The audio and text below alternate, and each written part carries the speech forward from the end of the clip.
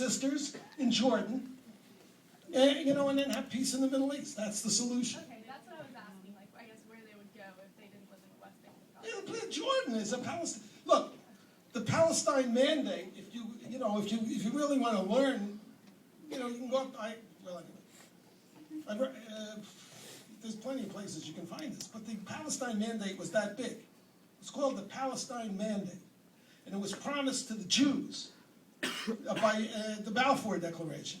And Winston Churchill came along, and he gave 80% of it to the Arabs who lived in the region, who became known as Palestinians in 1956. This was 1922. And that was Jordan. 80% of the Palestine Mandate. Then they divided the remaining 20%, 10% to the Arabs living around the Jordan, and 10% to the Jews. And that 10%, and of course 60% of that land was the Negev desert. The Jews got bupkis, which means potatoes. It's nothing. They got nothing. That was too much for the Arabs. They're that racist. And so 5 Arab states attacked the state of Israel in its birth. That's the history of the Middle East. And all this other stuff is just garbage. Why are there refugees? Why are there 5 million refugees? Because the Arabs they want them to be refugees. There were 600,000 to start, and they've kept them in these hovels, in these camps, so that they would be cannon fodder against the Jews. The Jews had 600,000 refugees from Arab countries. They resettled. There were no refugee Jews because they've all been resettled and set up. But Arafat was busy taking all that money from UNRWA and putting it in Swiss bank accounts so his wife could shop in Paris. If you really care about Palestinians, you will hate Arafat, Abbas, Hamas. Those are the evil forces that have destroyed the life of Palestinians on the West Bank and in Gaza.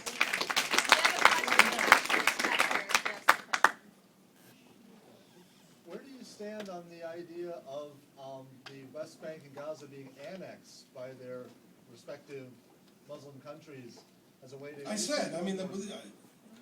think the Jews made a huge mistake. In '67, look, that was the second war against them.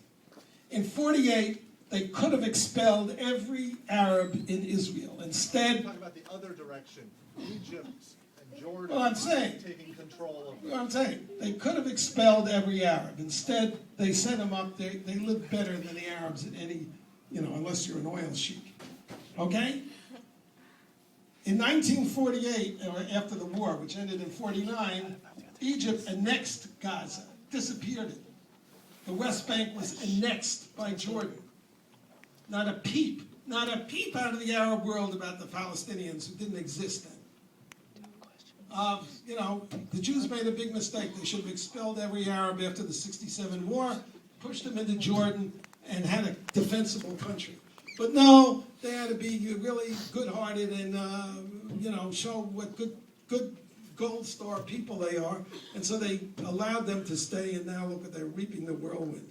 I was asking about the present suggestions of doing it as now. Basically you can't do it. The world is, returned to its pre-World War II state. Jew hate. Look, there's no more persecuted hate. There's no more threatened, let me put it that way, threatened people in the world than Jews, which is where we've been for 2,000 years anyway. But that's the reality. So, sure, a solution would be to just expel them and push them all into Jordan and into Egypt. But it's not going to happen. There isn't, it's unbelievable. Why isn't the world saying, look, you got 1 million Arabs living in Israel, why can't, I don't know, how many people in the settlements? 200,000, 500,000? Why can't they live in the West Bank? In America, we have, we're a polyglot nation. We got all different nationalities. Why can't the Jews live in the West Bank? Why is that an issue at all? It's only an issue because the Arabs are racist. That's the only reason, and I have yet to see world leaders say that.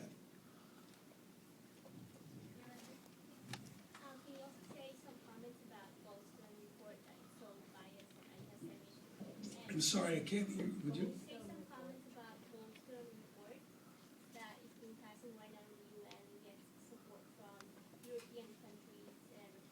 I mean, Jew hatred is global now. Yeah, I mean, look, the Jews, as I say, they left Gaza, they gave them everything that they had created in Gaza, which was 10% of their gross national product.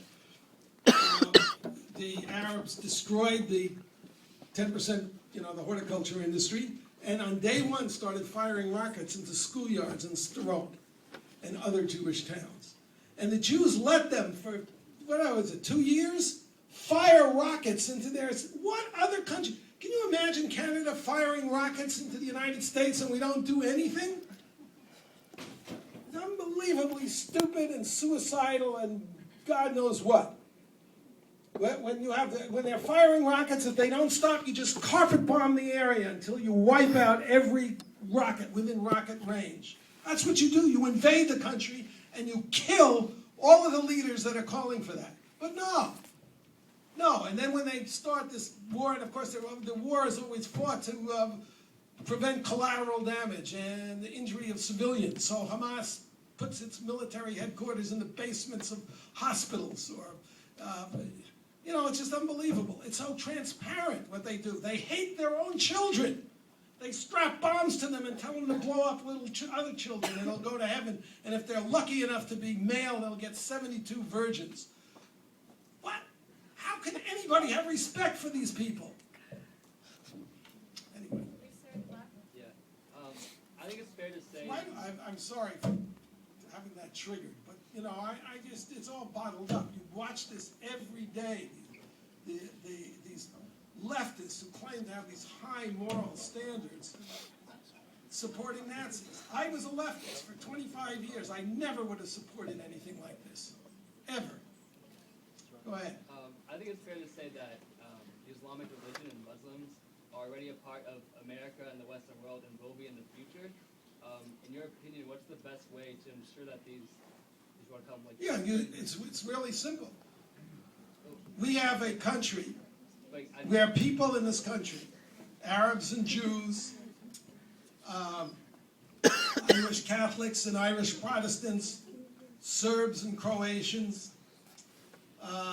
Pakistanis and Indians, Hindus and Muslims, who kill each other all over the world. They live in peace in America. Why? Because we have a culture and a system of laws which preaches tolerance and respect, which separates church and state. That's why we have a successful society where people can live side by side. Any Muslim who wants to come here and will abide by our laws and our customs, fine. If they want to have honor killings and murder their teenage girls because they go out with boys who are not Muslim, as happened in Texas, it's happening all over this country actually, we're going to execute them. Okay? We don't allow them to slice off the genitals of adolescent girls. They have to abide by our laws and assimilate. If they don't assimilate, they can go to a country which, there's all these Muslim countries. But if you don't understand anything about Islam, you'll understand it has a vision of converting the whole earth and conquering it. And it's mind-boggling to me that people who call themselves liberals and thought that Jerry Falwell was a big threat, George Bush, because he prays as some kind of religious nut, accepts not only these religious nuts, but they're bloodthirsty religious nuts.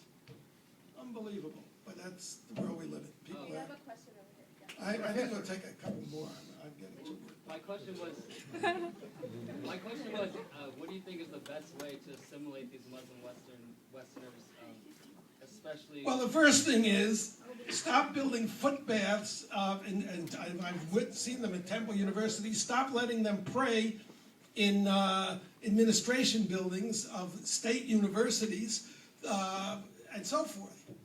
You just, don't let, I'm against it. You don't let them get driver's license if they're going to be, in a burqa. It's simple. You assimilate them. Everybody makes an accommodation. Professor. And you don't say when somebody is against Muslim intolerance or totalitarianism or terror that they're against Muslims.